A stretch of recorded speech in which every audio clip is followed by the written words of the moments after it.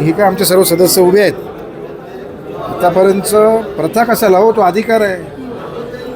माननीय घटनाकार डॉक्टर बाबासाहेब आंबेडकरांनी जी घटना बनवली त्या घटनेच्या अनुषंगानं नवी मुंबई महापालिका ही एक महानगरपालिका BPMC ॲक्टच्या अनुषंगानं निवडणूक प्रक्रिया, त्याच्यातून सदस्य आणि सदस्यातून सभापती,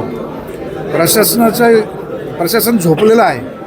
त्यांच्या लक्षात कसं नाही की परिवहन सेवा गठन होणार, परिवहन सेवा गठन झाल्यानंतर तिथे सभापती येणार आणि जनतेचा कारभार, लोकशाहीतून निर्माण होणारी जे लोकशाही आहे, लोकशाहीतून निर्माण होणारी लोकशाही म्हणजे सार्वभौम सभागृह मान्य महापौर यांच्या माध्यमातून आणि सर्व सन्माननीय सदस्य यांच्या अधिकारातून निर्माण झालेली ही परिवहन सेवा.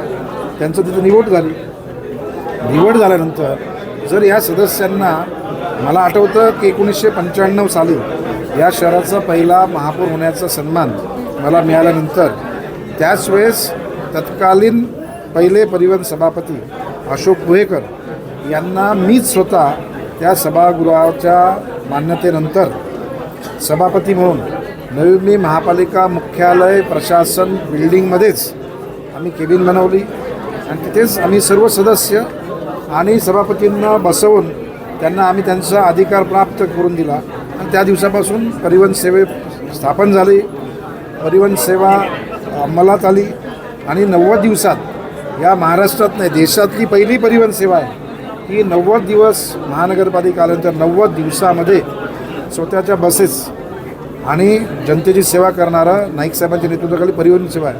आणि मला वाईट या गोष्टीचं वाटतं की 30 वर्षानंतर ह्याच परिवहन सेवेची कॅबिन गायब. ही आश्चर्याची बाब आहे.